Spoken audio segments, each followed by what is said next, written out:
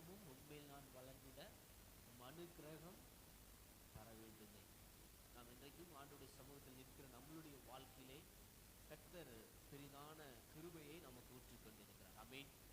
அவர் நடத்துகிற தேவன், அவர் நமக்கு நிலைநிறுத்துகிற தேவன். கர்த்தர் நம்மை சகல நாட்களிலும் நம்மோடு கூட இருந்து நம்மை நடத்துகிறவராய் இருக்கிறார். ஹல்லேலூயா. இந்த நாளிலும் கூட இப்பொழுது நாம் கர்த்தருடைய வார்த்தையை நாம் கேட்க இருக்கிறோம். கிறிஸ்துவ ஜீவிய வளர்ச்சி. இந்த உலகத்துல வளர்ச்சி அப்படின்னா நீங்க என்ன நினைக்கிறீங்க சொல்லுங்க. ப்ராஸ்பரிட்டிஸ், ஆங்கிலத்துல ப்ராஸ்பரிட்டிஸ் சொல்லுவாங்க. ப்ராஸ்பரிட்டிஸ் அப்படின்னா என்னென்னலாம் நினைக்கிறீங்க? வளர்ச்சிகள் அப்படின்னு சொல்லி பார்க்கும்போது ஒரு விவசாயி என்ன செய்யறாரு சொல்லுங்களேன்? விதைய போடுறாரு. அந்த விதை போடுறதுனால என்ன செய்யப்படுது? அங்க வளருகிறது. மத்தேயு 13:3 முதல் 8 வசனங்கள் வரை எடுத்து போகிறோம். நம்ம இருந்து ஒரு சில வசனங்கள் 10 வசனத்தை வாசிக்கிறோம். 3வது மத்தேயு 13:3 வாசிக்க கேட்கலாம். அவர் அநேக விசேஷங்களை உவமைகளாக அவர்களுக்கு சொன்னார். கேளுங்கள். விதைக்கிறவன் ஒருவன் விதைக்க புறப்பட்டான். இவர்கள் விதைக்கிறவன் ஒருவன் விதைக்க புறப்பட்டான்.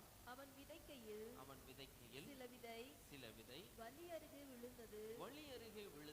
பறவைகள் வந்து அதை பட்சித்து போட்டது. பட்சித்து போட்டது. போதுங்க. இப்ப இங்க இயேசு கிறிஸ்து அருமையான ஊமைகளை அநேக இடங்களிலே சொல்லுகிறார். ஊமை என்று சொன்னால் ஒரு உதாரணம் அல்லது உதாரணத்துவமான ஒரு ஸ்டோரி. நரேட்டிவ் ஸ்டோரி சொல்லுவாங்க. அந்த நரேட்டிவ் ஸ்டோரியை சொல்லி தான் அவர் எங்க எல்லாமே பிரசங்கம் பண்ணினார். இன்றைக்கும் இந்த நாட்டிலே அதை குறித்துதான ஒரு காரியத்தை உங்களோடு கூட பகிர்ந்து கொள்ள விரும்புகிறேன். ஒரு விதையானது ஒரு முறை விதைக்கும் போது அது என்ன செய்யும்னா, அது நிலத்தை ஃபர்ஸ்ட் என்ன செய்யணும்? பண்படுத்த வேண்டும். நிலத்தை என்ன பண்ணுங்க சொல்லுங்களேன். எங்க விதைச்சாலும் வராது. எங்க இப்ப பாத்தீங்களா பதில் வருது பாத்தீங்களா? இன்னும் இப்ப எங்க விதைச்சாலும் அந்த விதை என்ன செய்யுது? டக்குன்னு முளைக்காது. அதுக்காக என்ன செய்யணும்? உரங்கள், அப்புறம் சில மண்புழு அந்த இதெல்லாம் உரம்லாம் போட்டு அதை பதமா ஒரு பேக்கேஜ் பண்ணி அந்த பேக்கேஜுக்குள்ள நம்ம என்ன விதையை விதைக்கணும்னு விரும்புகிறோமோ அந்த விதையை அதுல போடும்போது இட்ஸ் அ கார்டனிங். அது என்ன செய்யும்? அழகா வரும். அதை பார்க்கும்போது ஒரு சந்தோஷம் நமக்குள்ள இருக்கு. அப்ப அந்த ஊமை என்ன சொல்லுகிறது என்று சொன்னால், ஒருவர் விதைக்கிறவன் ஒருவர் விதைக்க புறப்படுகிறான். சில விதைகளை எங்கே விழுகிறது? வழி அருகே விழுகிறது. வழி அருகே விளைகிறப்படக்கூடிய விதையை குறித்து இங்க சொல்லுகிறார். அடுத்து வாசிப்போம். தொடர்ந்து வாசித்து முடிக்கலாம். சில விதை அதிக மண்ணில்லாத கற்பாறை இடங்களில் விழுந்தது. மண் ஆழமாய் இராததினாலே அது சீக்கிரமாய் முளைத்தது. வெயில் ஏறின போதோ தீந்து போய் வேறு இல்லாமையால் உலர்ந்து போயிற்று.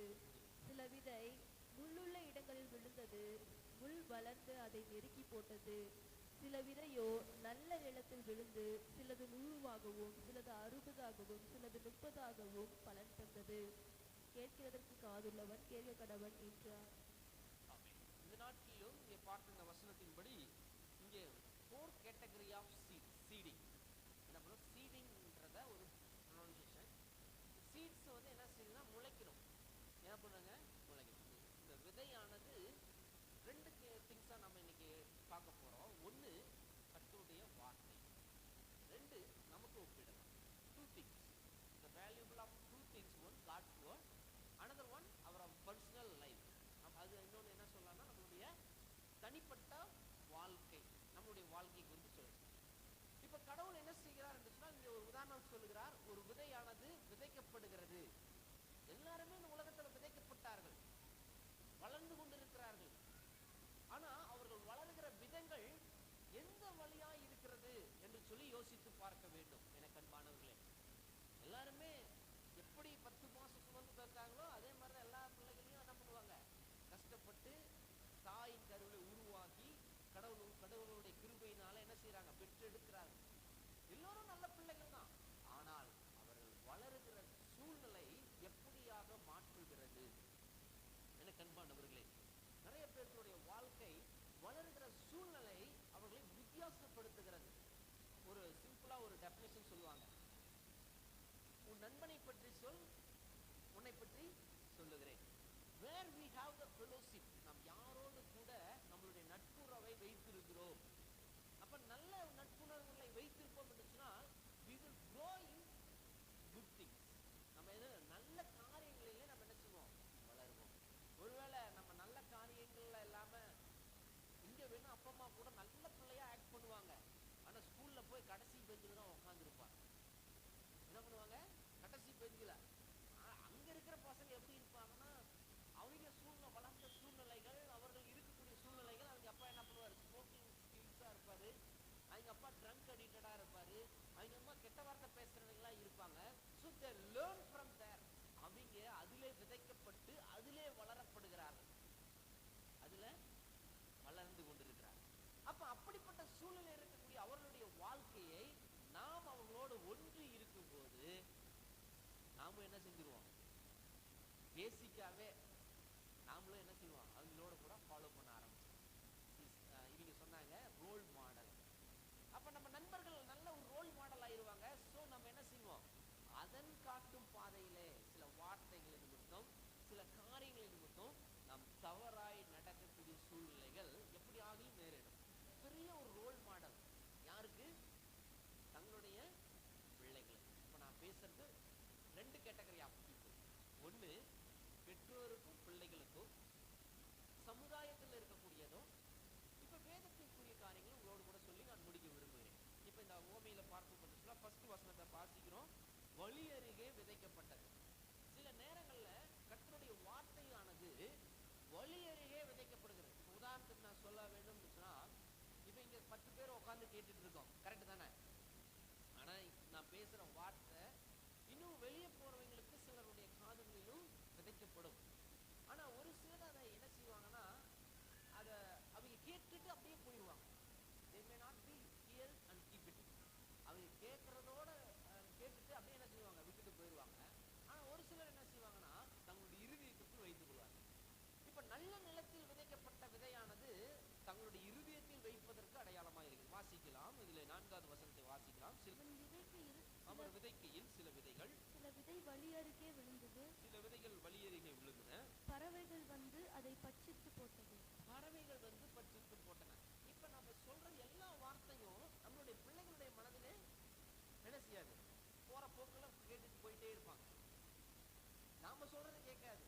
ஆனா அங்க வெளியே போனோம்னா, டேய் வாடா விளையாட போலாம் அப்படின்னு சொன்ன உடனே அந்த வழி விதைக்கப்பட்ட விதையானது உடனே என்ன பண்ணுவாங்க, அம்மா மாவும் கஷ்டப்பட்டு சொல்லுவாங்க, அந்த வார்த்தை காதுல உழுவாது. அங்க வாடா விளையாட போலான்னு சொன்ன உடனே சைக்கிள் எடுத்துட்டு சுத்த போயிடுவாங்க. எனக்கு அன்பானவர்கள், இது நம்ம உலக பிரமாணம் நம்மளுடைய வாழ்க்கையை குறித்து பார்க்கிறோம். கிறிஸ்துவ ஜீவியத்திலும் இது என்ன சொல்லப்படுகிறதுன்னா, தேவனுடைய வார்த்தையானது என்ன செய்யணும், கேட்கறதுல நிறைய கேட்டகரி இருக்கு. கர்த்தருடைய வார்த்தை கேட்கறதுல ஒரு கேட்டகரி. இந்த கேட்டகரி பீப்புள் என்னன்னா, வழி அருகே விதைக்கப்பட்டதற்கு அடையாளம். அப்ப அந்த விதை என்ன செய்கிறதுனா, ஆகாயத்தின் பறவைகள் என்ன செய்கிறது, பட்சித்து போடுது. இந்த உண்மையான விஷயம் என்னன்னு சொன்னா, வயல்ல விதைக்கிறவங்களுக்கு நன்றாவே தெரியும். நிறைய விதை எடுப்பாங்க, அப்படி அள்ளி தூவுவாங்க. தூவும் போது எக்ஸாக்டா என்ன செய்யாது, நிலத்திலையும் விழும். சில விதைகள் என்ன பண்ணும், இப்படி ஆகியும் போய் என்ன செய்யும், கீழேயும் விழுந்துரும். அந்த நேரத்துல பறவைகள் என்ன செய்யும், பறந்து கொண்டே இருக்கும். எந்த விதை மண்ணுக்குள்ள போயிடுச்சோ அதை போய் எடுக்க முடியாது. ஆனா மண்ணுக்கு போகாத விதைகள் என்ன செய்யும், அதை எடுத்து போட்டு.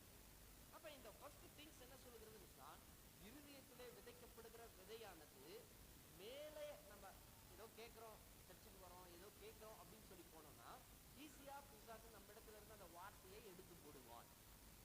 ஆனால் இந்த வார்த்தை எனக்கு தேவை, என் வாழ்க்கையை மாற்றும், என் வாழ்க்கையை சிறந்த முறையில் அமைக்கும் என்று சொல்லி நினைக்கிறவர்களுடைய வாழ்க்கை நல்ல நிலத்திற்கு ஒப்பா இருக்கிறது. அங்க விழுந்த உடனே என்ன செய்யும், மண்ணுக்குள்ள போயிடும், அது முளைக்காது. That's second thing. ஓகே, வாசிக்கலாம். 5வது காரியம், 5வது வசனத்தை வாசிக்கும். சில விதைகள், 5வது வசனம், சில விதைகள், மைக் ஆன் பண்ணி கொடுங்க. வாசிங்க. சில விதைகள் அதிக மண்ணில்லாத கற்பாறைகளில் விழுந்தது. மண் ஆழமா இல்லாததுனால சீக்கிரமாய் அது முளைக்கும்.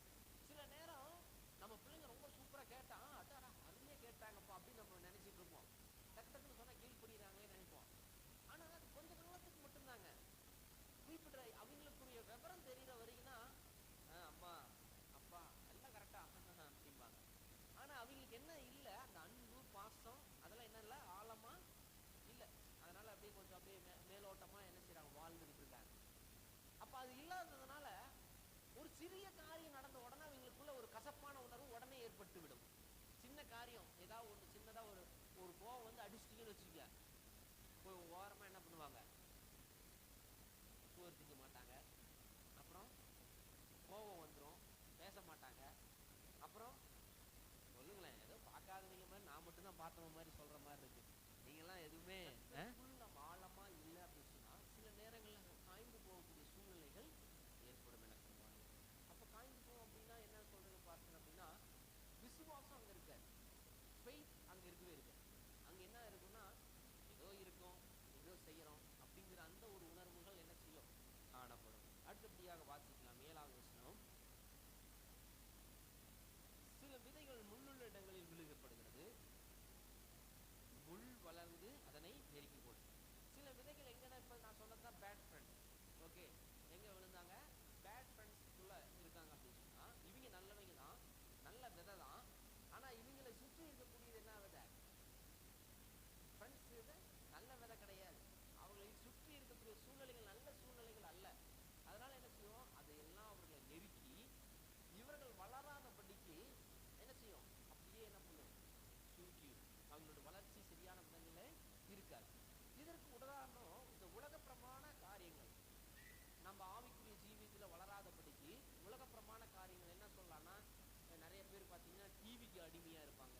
நிறைய பேர் பார்த்தீங்கன்னா நிறைய இவங்க ஃபோனுக்கு, மீடியா, சோசியல் மீடியா, இப்படி நிறைய அடிமையா இருக்கிறதுனால அவங்களால என்ன செய்ய முடியாதுன்னா, they may not grow in spiritually. ஸ்பிரிச்சுவலா அவங்களால என்ன செய்ய முடியாது, வளரவே முடியாது. அதுதான் நம்ம பார்க்கக்கூடிய 3வது காரியம். அடுத்து சில விதைகள் 8வது வசனத்துல பார்க்கிறோம்.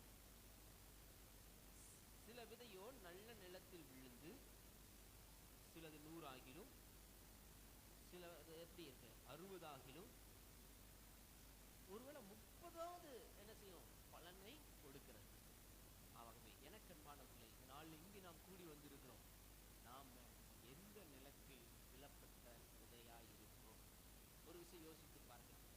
நம்மளுடைய வாழ்க்கையில நாம் ஒரு விதை, ஒரு செடியை ஒரு இடத்துல நட்டா என்ன செய்யலாம், சொல்லுங்க பார்க்கலாம், சொல்லுங்களேன், வளரும். அதே அந்த செடி என்ன செய்யும், தண்ணி ஊற்றி எல்லாம் நம்ம கரெக்டாக பராமரிச்சோம்னா என்ன செய்யும், நல்லாவே வளர ஆரம்பிச்சிடும். ஆனா அதை நம்ம கண்டுக்காமையே இருந்தோம்னா காஞ்சி போயிடும். இதுக்கு உதாரணம், எங்க வீட்டுல ஒரு சின்ன பூ பூக்கிற ஒரு செடி இருக்கு. நாங்க 7 நாள் ஊருக்கு போயிட்டோம். மீன்ஸ் சண்டே டு சண்டே தான் வந்தோம்னு வச்சுக்கோங்க. வந்து பார்க்கும்போது அது வாடி காஞ்சி போய் இருந்தது. எங்களுக்கு பார்த்தோன்னா ரொம்ப சங்கடமாயி போச்சு. நாங்க எப்படி இந்த குளிர்காலம் தானே ஒரு வேளைக்கு சமாளிச்சுட்டு நாங்க நினைச்சிட்டோம். ஆனா வந்து பார்த்தா ரொம்ப வாடி போயிருந்தது. உடனே எனக்கு மனசு இருக்கிற ஒரு டப்பா தண்ணி எடுத்து ஊத்துன பாருங்க, ஒரு 2 மணி நேரம் கூட கிடையாது, அந்த காஞ்சதெல்லாம் மறுபடியும் செலுத்து என்ன செய்ய ஆசீர்வாதமா பிளஸிங்கா இருந்தது. ஏன் நான் சொல்கிறேன்னு சொன்னால், நம்மளுடைய வாழ்க்கையிலையும் கர்த்தர் அப்படிப்பட்டதான சூழ்நிலை இல்லாமல் நல்ல நிலத்தில் விதைக்கப்பட்டிருக்கிற விதைக்காய் கர்த்தர் நம்மை மாற்ற விரும்புகிறார். இப்ப நல்ல நிலத்தில் விதைக்கப்பட்டிருக்கிற விதைக்கு நிறைய அடையாளம் இருக்குது. நான் நிறைய சொல்ல முடியும். ஒரே ஒரு சம்பவத்தை சொல்லி முடிக்க விரும்புகிறேன். கலாத்தியர் 5ஆம் அதிகாரத்துல நிறைய வசனங்கள் உண்டு, நான் சொல்ல விரும்புகிறேன். ஆனால் நேரம் இல்லாதனால நான் சுருக்கமாக சொல்லுவேன். எடுத்து வாசிக்கலாம். 5ஆம் அதிகாரம் எடுத்துவீங்க. அன்பு, ஆவியின் கனியோ அன்பு, சந்தோஷம், சமாதானம், நீடிய பொறுமை, தயவு, நற்குணம், விசுவாசம், சாந்தம், இச்சையடக்கம். இப்படிப்பட்டவைகளுக்கு விரோதமான பிரமாணங்கள் ஒன்றும் இல்லை. எனக்கு அன்பானவர்களே, நல்ல நிலத்தில் விதைக்கப்பட்டிருக்கிற விதை நல்லா வளரும். அது என்ன தரும்னா அடுத்து கனிகளை தரும். அந்த கனி எப்படி இருக்குமா? ஃபர்ஸ்ட் திங், முதலாவது என்ன பார்க்குறோம்? அன்பை பார்க்குறோம். 2வது சந்தோஷம். லைனா வாசிக்கலாம், பார்க்கலாம். முதலாவது ஒன்று என்னது? அன்பு. 9 கனிகள் அங்கே இருக்குது, அது வாசிக்கலாம் 1 by 1. அன்பு, சந்தோஷம், எல்லாம் சொல்லுங்க. அன்பு, சந்தோஷம், சமாதானம், நீடிய பொறுமை, தயவு, நற்குணம், விசுவாசம், சாந்தம், இச்சையடக்கம். ஆகவே 9ம் நம்மளுடைய வாழ்க்கை இதுதான் நல்ல மரத்திற்கு ஒப்பாய் இருக்கும், நல்ல கனிக்கு ஒப்பாய். ஒருவேளை நல்லா வளர்ந்துருச்சுங்க, கனி மட்டும் இல்லைங்கன்னு சொன்னா என்ன பண்ணுவாரு? ஒண்ணும் வேற யூஸ் இல்லை, எங்கேயாவது விறகுக்கு யூஸ் ஆகும். ஒருவேளை நிலத்துக்கு மேபி, ஒருவேளை நல்ல மனசு இருந்துச்சுன்னு வச்சுக்கோங்க, சரி போய் இருக்கும்போது ஒரு நிலவுக்காவது இருக்கட்டுமேனு விட்டுருவாங்க. ஆனா கனியே இல்லைன்னு சொன்னா மேக்சிமம் யாரும் என்ன செய்ய மாட்டாங்க, விரும்பவே மாட்டாங்க. அது எனக்கு அன்பானவர்களே, இந்த நாளிலும் நாம் கர்த்தருடைய பாதையில் நாம் சென்று கொண்டிருக்கிறோம். இந்த வார்த்தையின்படி நாம் நல்ல நிலத்தில் விதைக்கப்பட்டவர்களாக நாம் கர்த்தருக்கென்று நின்று நாம் சாட்சியை வாழ கர்த்தர் நமக்கு அருள் செய்கிறார். ஒருவேளை சில நேரங்களில் இந்த முட்செடி இருக்கு அப்படின்னு சொன்னா அந்த தோட்டக்காரர் என்ன பண்ணுவாரோ அந்த முட்செடியெல்லாம் எடுத்துருவார். எத்தனை பேர் ரோஜா செடி பார்த்துருக்கீங்க எனக்கு தெரியாது. அது சிம்பிளாக ஒரு டெஃபினிஷன் இருக்குது. 5 இலை 6 இலை வந்துச்சுன்னா அந்த கிளையில என்ன செய்யாது, ரோஜா பூ பூக்கவே போகும். 6 லீஃப் இருக்கக்கூடாது அந்த ஒரு பிரான்ச்சில். இது வரும்போது அதில் 6 வந்துருச்சுன்னா என்ன செய்வாங்கன்னா அந்த இதை கட் பண்ணி விட்டுருவாங்க. அதை கட் பண்ணிட்டு அடுத்து என்ன பண்ணுவோம், 5 உள்ளது முளைக்கும். அப்புறம் வந்துச்சு அப்படின்னா அதில் பூக்கள் வரும். பார்த்துருக்கீங்களா?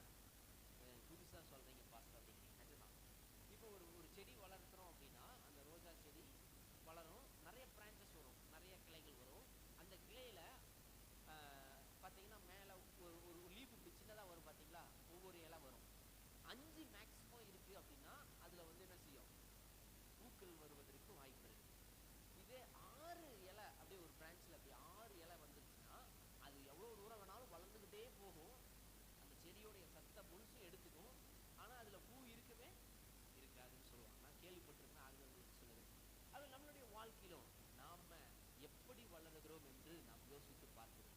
ஒருவேளை நல்ல நிலத்தில் விளைக்கப்பட்டிருக்கிற விதையாய் நாம் வளர்வோம் என்று சொன்னால் கர்த்தர் நம்மை ஆசீர்வதிக்கிறவராய். ஒரு விஷயம் இது நாளில் கண்களை மூடி ஆண்டவர் நோக்கி பார்க்கிறேன். ஆண்டவரே, உண்மையாகவே இப்படி சமூகத்தில் நான் விதைக்கப்பட்டவனால் அன்று ஒரு விஷயத்தை நோக்கி பார்க்கிறேன். நான் உங்கள்கிட்ட இன்னும் ஒரு வார்த்தையை சொல்ல விரும்புகிறேன். Material blessings. நிறைய பேர் எதுக்காக ஜாம் பண்ணுவாங்கன்னா, இதை மட்டும் சொல்லிடுறேன் ஒரு 2 நிமிஷம்.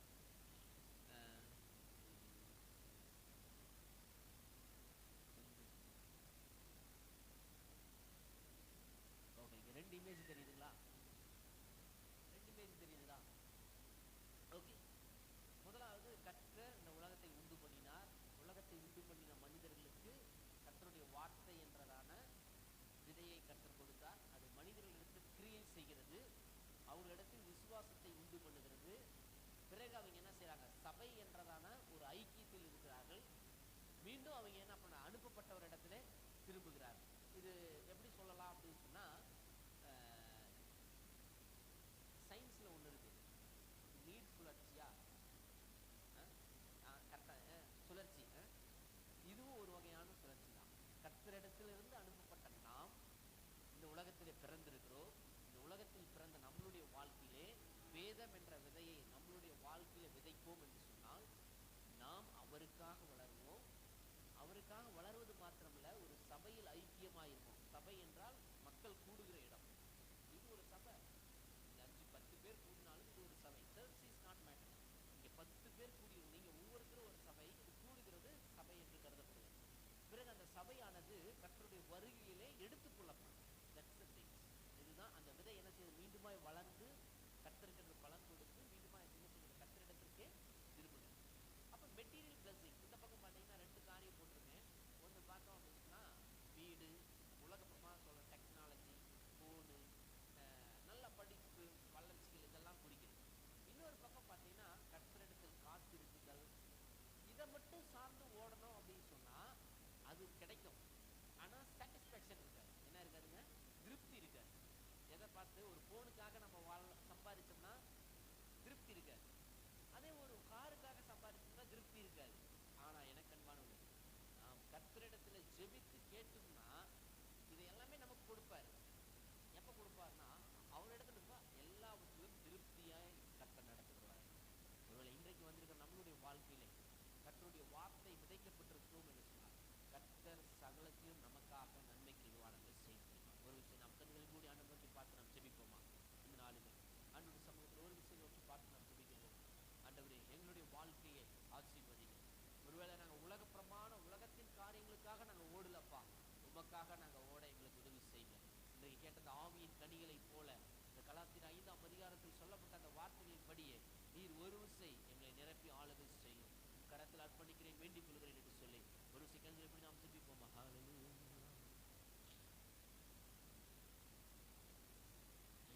கண்களை மூடி முழங்கால் படியிட்டு ஆண்டவர் சமூகத்தில் ஒரு விஷயம் நாம் ஜெபிக்கலாம். ஹalleluya. கொஞ்ச நேரம் நமக்கு நிறைய தேவைகள் இருக்கும், நிறைய காரியங்கள் இருக்கும். இப்ப கடவுளுடைய சமூகத்துல நம்ம அர்ப்பணிக்க போகணும். ஒரு விஷயம் அவரை நோக்கி பார்த்து நம்ம ஜெபிக்கணும். கண்களை மூடி நமக்கு இன்னைக்கு என்ன தேவையோடு இருக்கிறீங்களோ, இன்னைக்கு என்ன காரியத்தோடு இருக்கிறீங்களோ அதை ஒரு விஷயம் இன்னைக்கு இந்த ஆலயத்துல நாம் சொல்லி நாம் ஜெபிக்க போகிறோம். அப்பா உங்க கரத்துல நான் அர்ப்பணிக்கிறேன். எந்த மனசுல உங்க மனசுக்குள்ள ஆண்டவர் இப்ப என்ன பேசுகிறாரோ அதை மாத்திரம் சொல்லி நீங்க ஜெபிங்க. இன்னைக்கு கர்த்தர் ஒரு பெரிய அற்புதத்தையும் அடையாளத்தையும் நமக்குள்ளே ஊற்ற விரும்புகிறார்.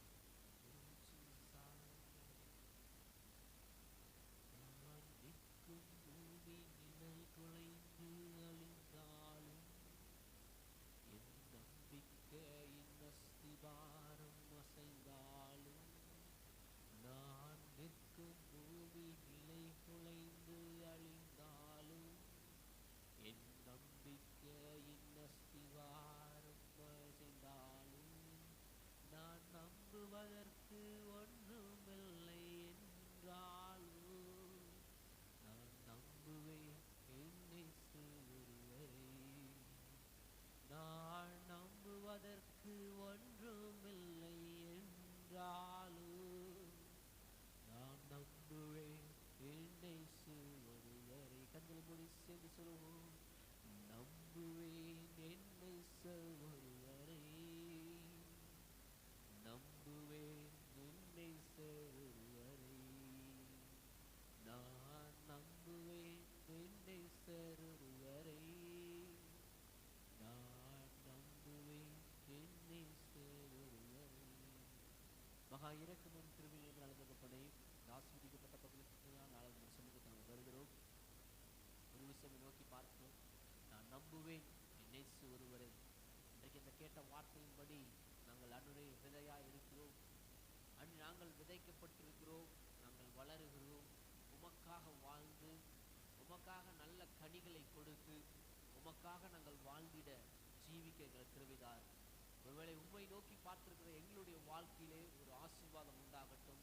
ஒருவேளை எங்களுக்குள் அநேக குறைகள் இருக்கலாம். எங்கள் குறைகளை ஒரு விசை தயவாய் மன்னியும். ஒருவேளை எங்களுக்குள் இருக்க